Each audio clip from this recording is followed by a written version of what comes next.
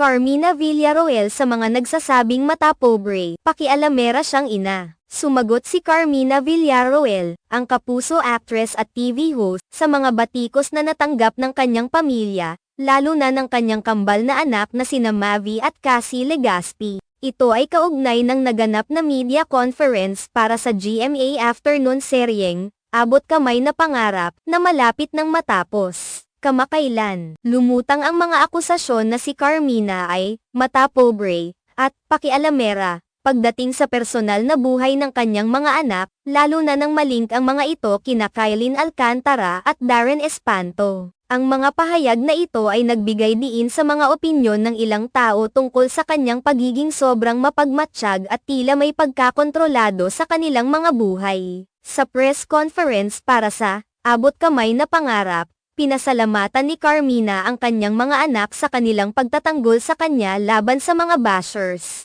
Aniya, normal lamang na ipagtanggol ang pamilya, lalo na kapag may mga intriga o usaping hindi totoo. Ang kanilang sama-samang pagsuporta ay nagpapakita ng tibay ng kanilang ugnayan bilang isang pamilya. Sa isang panayam, inamin ni Carmina na talagang na-appreciate niya ang mga anak sa kanilang pagmamalasakit at pagtindig para sa kanya. Isang mahalagang bahagi ng pagiging magulang ang protektahan ang pamilya laban sa mga hindi makatarungang paratang. Itinanggi rin ni Carmina ang mga alegasyon na siya ay pakialamera o mata pobre, na ayon sa kanya ay nag-ugat lamang sa mga kumakalat na tsismis. Sa kanyang pananaw, tila may mga individual na nais talagang sirain ang kanilang reputasyon. Nakakalungkot aniya na sa mundo ng social media, ang mga tao ay mabilis na naniniwala sa mga bagay kahit wala itong sapat na ebidensya. Nang kanyang talakayin ang epekto ng mga negatibong komento sa kanyang pamilya, binigyang diin ni Carmina na ang mahalaga ay ang kanilang pagmamahalan at pagsuporta sa isa't isa. Sinasalamin ng kanilang pagkakaisa ang tunay na halaga ng pamilya,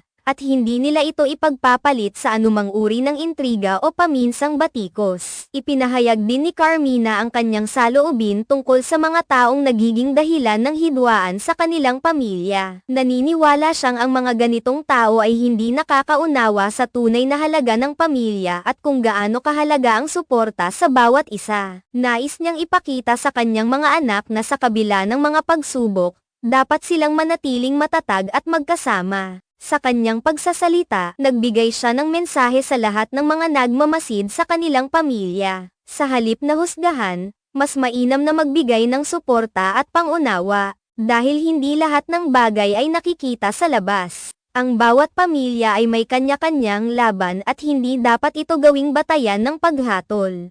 Bilang isang public figure, alam ni Carmina na hindi maiiwasan ang mga batikos at opinyon ng iba. Gayunpaman, mahalaga para sa kanya na manatiling tapat sa kanyang sarili at sa kanyang pamilya. Ang kanyang pagmamalasakit sa kanyang mga anak at sa kanilang mga desisyon ay nagpapakita ng kanyang pagmamahal bilang isang ina. Sa huli, inaasahan ni Carmina na ang mga tao ay matututo mula sa kanilang karanasan. Ang paghusga ng walang sapat na batayan ay hindi makabubuti. At ang pag-unawa sa sitwasyon ng iba ay maaaring magdulot ng mas positibong epekto sa lipunan. Patuloy siyang magiging inspirasyon sa kanyang pamilya at sa mga tagahanga, na nagpapakita ng halaga ng pagmamahalan at pagkakaisa sa kabila ng mga pagsubok na dulot ng masamang salita.